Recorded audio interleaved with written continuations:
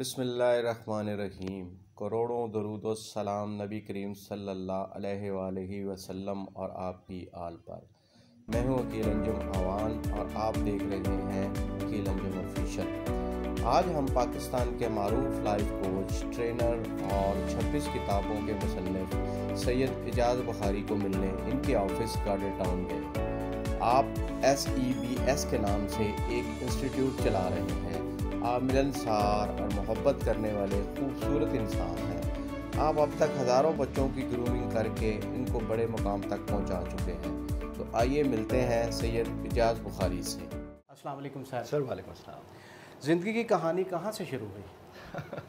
मुझसे जब भी ये कोई सवाल करता है तो मैं उसे ये कहता हूँ कि जब नशे का शऊर आता है तो फिर बिन पिए ही सुरूर आता है। तो फिर वो अंदाज़े नहीं हो पाता कि कब शुरू हुई और कहाँ से शुरू हुई। ताल्लुक़ मेरा बुनियादी तौर पर रहीम यार ख़ान से है और हमें अब 27-28 बरस हो गए यहाँ लाहौर में आए हुए। और यहाँ पर तो ज़ाहिर जब से आए हैं अपने हिस्से का काम जो है वो कर रहे हैं, बतौर उस्ताद पढ़ा रहे हैं और ट्रेनिंग्स करवा रहे हैं जी।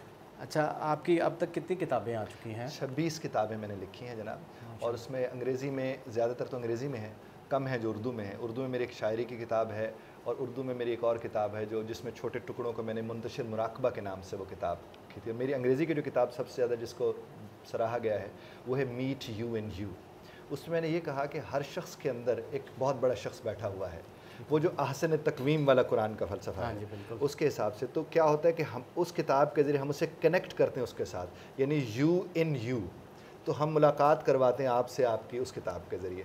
उसको ज़्यादा पजीराई मिली है मेरे जो ख़ास तौर पर सेशंस होते हैं उसी एतबार से। अच्छा, एक मैंने आपका पिछले दिनों एक आपका लेक्चर मैंने सुना, उसमें आपने बताया कि हमारी जो बोलने की स्किल है, बड़े बड़े लोगों को मैंने देखा है जब वो स्टेज के ऊपर जाते हैं तो वो बोल नहीं सकते, तो इसकी वजूहात क्या है और उसको वो कैसे दूर कर सकते हैं? बहुत बहुत खूबसूरत सवाल है। देखिए, हमारा बुनियादी मसला ये है कि जो लोग हमारे सामने बैठे होते हैं, अगर मैंने ये एक यूनिवर्सिटी के हवाले से बात की थी जब प्रेजेंटेशन की बात हो रही थी, उसमें प्रेजेंटेशन में सामने बच्चे बैठे होते हैं अपने बारी के इंतज़ार में, इधर एक प्रेजेंटर आके प्रेजेंटेशन दे रहा होता है। अब जो प्रेजेंटर है वो किन से डरा हुआ होता है? उन बच्चों से बिल्कुल। और बच्चे अपनी बारी से डरे हुए होते हैं। हाँ जी, कि हमें भी आना पड़ेगा। हाँ जी, तो हम बुनियादी तौर पर डरे हुओं से डरी हुई कौम है। वाह वाह वाह, ज़बरदस्त। आप जब स्टेज पर आते हैं तो फिर आप स्टेज पर हैं, और आप जो स्टेज पर जब आप आकर आप बात करना शुरू करते हैं, अगर आप उनको इसलिए जहन में रखें कि उन तक बात पहुंचानी है, आपको कभी उनसे डर नहीं लगेगा। हम उन्हें इसलिए जहन में रखते हैं कि वो उस पर एतराज़ करेगा, वो उस पर एतराज़ करेगा, और ये हमारा बनाया हुआ एतराज़ होता है।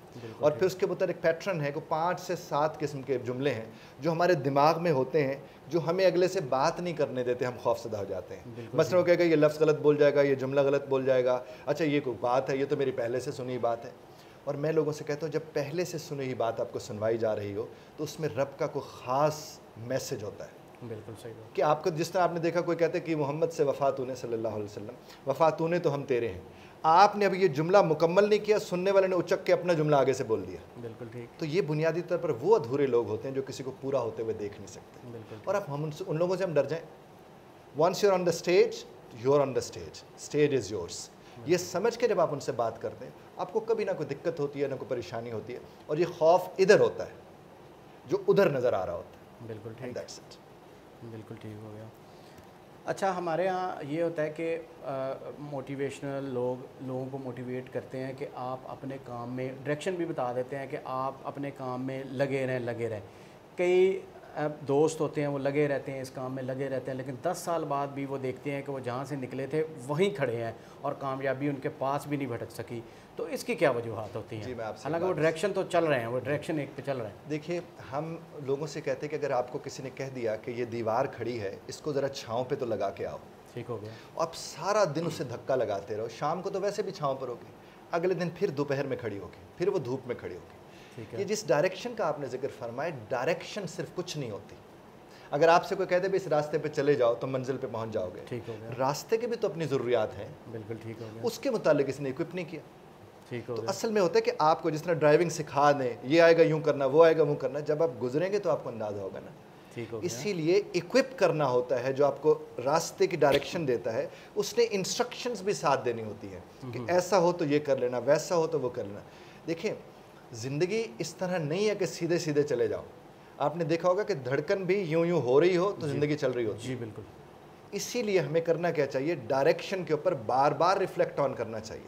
फिर कुछ लोग ज़िद बनाते हैं डायरेक्शन को, डायरेक्शन कभी ज़िद नहीं होती है, आपको कई जगहों पर जाकर फैसले बदलने पड़ते हैं। मैंने बड़े बड़े लोगों को देखा जो दिमाग में से लेकर निकले थे कि मैंने ये बनना है, ठीक हो गया, लेकिन आगे रास्ते में जाकर उन्हें अंदाज़ा हुआ कि मैं ये बन सकता हूँ और ज़्यादा बेहतर बन सकता हूँ, तो उनके अंदर फ्लेक्सिबिलिटी थी, वो उसको कर गए। हमारे यहाँ साहब फैसला करने के लिए भी फैसला करना पड़ता है, बिल्कुल ठीक और हमारे यहाँ उस फैसले की कोई तरबियत ही नहीं है, और बचपन से नहीं है। मुझे याद है एक खातून ने मुझसे कहा कि आज से 4-5 बरस पहले की बात है, कहने कि मेरी बेटी है जो 4-4.5 बरस की है और सर्दी है बहुत ज़्यादा, और मैं उसे कह रही हूँ कि सर्दियों वाले भड़कीले कपड़े पहनो, वो कह रही है मैंने गर्मियों वाले पहनने। ठीक हो गया, तो मैं क्या करूँ? मैंने कहा आप उसे ना गर्मियों वाले कपड़े पहना के उसे बाहर ले आए, सर्दियों वाले साथ रख लें। ठीक है, जो ही वो बच्ची गाड़ी तक पहुँची उसे ठंड लगने लग गई।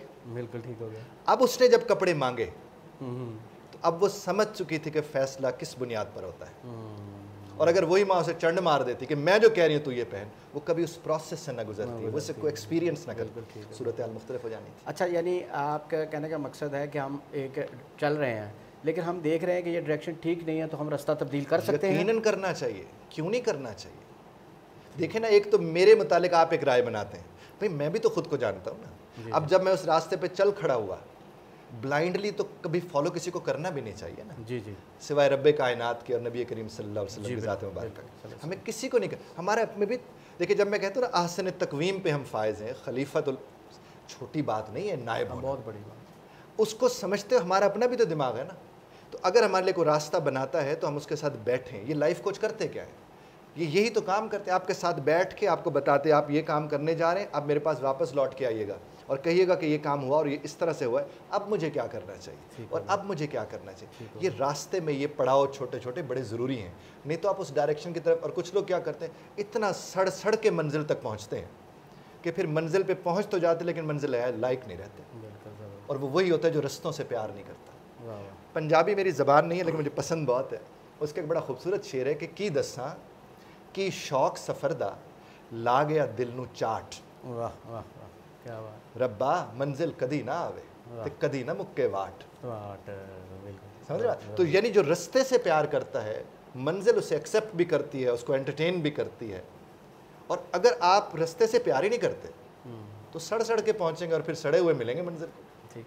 अच्छा सर, लोग अक्सर पूछते हैं जी सक्सेस क्या है। मैं सक्सेस नहीं पूछता, मैं पूछता हूँ फेलियर क्या है। अच्छा मेरे ख्याल में जो शख्स अपनी नाकामी को एक्सेप्ट नहीं करता उसे हम फेलियर कहते हैं। जो अपनी नाकामी को एक्सेप्ट कर लेता है उससे बड़ा कामयाबी कोई नहीं।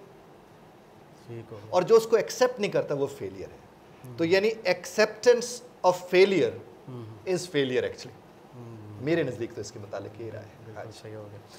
अच्छा सर, ये बताइए कि आजकल एक आम रूटीन देखने में आ रही है कि मियाँ और बीवी का जो ताल्लुक़ है उसमें तलाक़ और खुला का बहुत बड़ा एक अंसर शामिल हो गया है।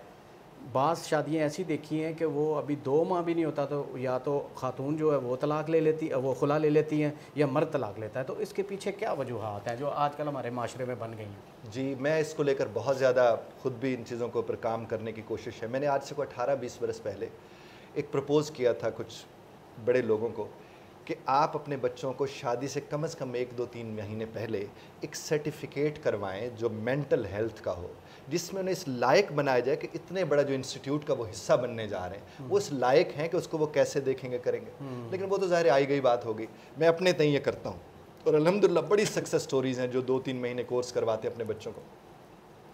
बुनियादी तौर पर सर बात यह है कि मेरे एक अंग्रेज़ी का आर्टिकल है, not trained to be trained, यानी इतनी भी तरबियत नहीं हुई कि तरबियत की जा सके, क्योंकि उसके लिए भी तरबियत का होना ज़रूरी है। बिल्कुल। तो हम उन वालिदैन के यहाँ पढ़े बड़े हैं जिनकी तरबियत नहीं हुई, जो किसी तजर्बे के रिपीट करने को तजर्बाकार होना समझते हैं, जबकि तजर्बा तो नई चीज़ होती है। जब वो लोग हमारी ज़िंदगी में जिस तरह, यानी मेरे वालिदैन को जिस तरह उनके सास ससुर ने देखा था वो उसी तरह मेरे घर को देखेंगे। बिल्कुल ठीक है। और मैं फिर अपने बच्चों को उसी तरह से देखूंगा। बिल्कुल ठीक। कहीं कोई पढ़ाई, कोई समझ, कोई रिसर्च, कोई चीज़ थी ही नहीं। अब क्या हुआ कि अब जब लोग आए और लोगों ने थोड़ा देखा, पढ़ा, और एक औरत को एहसास हुआ कि मेरी ज़िंदगी शुरू कब होगी। मुझे तो पहले दिन से मेरे हस्बैंड ने ये कहा कि मेरी माँ का खुश रहना ज़रूरी है और मेरे बाप का खुश रहना ज़रूरी है और मेरी बहन का खुश रहना ज़रूरी है। और उधर से लड़की ने कहा कि बिल्कुल यही समझ लो کہ میرے بھی باپ کا خوش رہنا ضروری ہے. تو وہ جو دو لوگ ملے تھے ان کی خوشی تو تھی ہی نہیں کہیں. بالکل ٹھیک ہو گیا. تو جب ان کی خوشی کہیں نہیں تھی تو کچھ دنوں کے بعد وہ کمپرومائزز کرتے کرتے بغاوت پہ اتر آتے ہیں.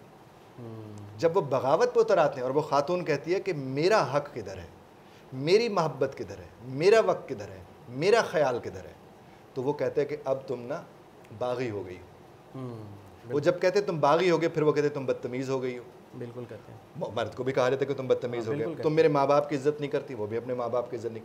میں نے سر دیکھا ہے کہ اگر ایک ساس 11 بجے اٹھتی تھی نا, کیونکہ اس کی بیٹی اسے 11 بجے چائے دیتی تھی, بہو جب آتی ہے کہتی ہے بیٹا میں فجر کے بعد چائے پیتی ہوں. بالکل صحیح بات, یہ بالکل ٹھیک. اچھا, وہ جو صاحب ہوتے ہیں وہ کہتے ہیں بیٹا مجھے اتنے بجے پورا کھانا چاہیے تم سے. ارے پہلے کبھی اپنی بیٹی سے یہ کیا تم نے؟ کبھی نہیں. کیوں کر رہے ہو اس کے؟ ان کو دو رشتوں کو ایک دوسرے کو ایکسپلور تو کرنے دو. وہ ایکسپلور کرنے کے بجائے ایڈجسٹ کرنے میں لگے ہوتے ہیں ہر وقت. بالکل بالکل صحیح. اس کو ہم منافقت بھی کہہ سکتے ہیں.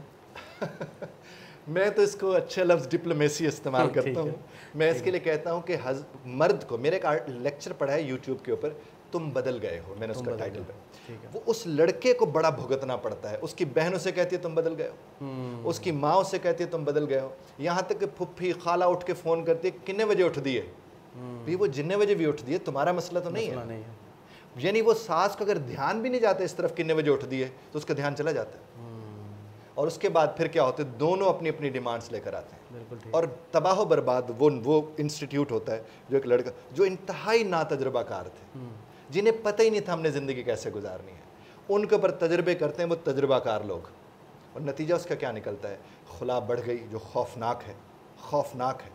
طلاقیں بڑھ گئیں جو خوفناک ہے.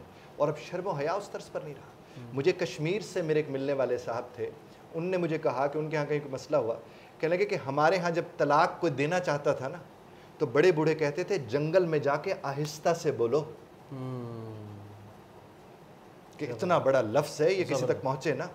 کیا آپ جی ادب و آداب ہیں صاحب؟ اب تو لڑکی کہتی ہے مجھے تم چھوڑ دو نہیں تو میں خود چھڑوا لوں گی اپنے آپ کو. بالکل صحیح. لڑکا کہتے تیرا میرا گزارا ہو ہی نہیں سکتا, تو مجھ سے فارغ ہے. اور یہ جب ایک دوسرے کہتے گزارا نہیں ہو سکتا, ان کی آپس میں بن رہی ہوتی ہے, لیکن جن کے ساتھ ان کی بن نہیں رہی ہوتی وہ یہ بننے نہیں دے رہے ہوتے. بالکل ٹھیک ہے.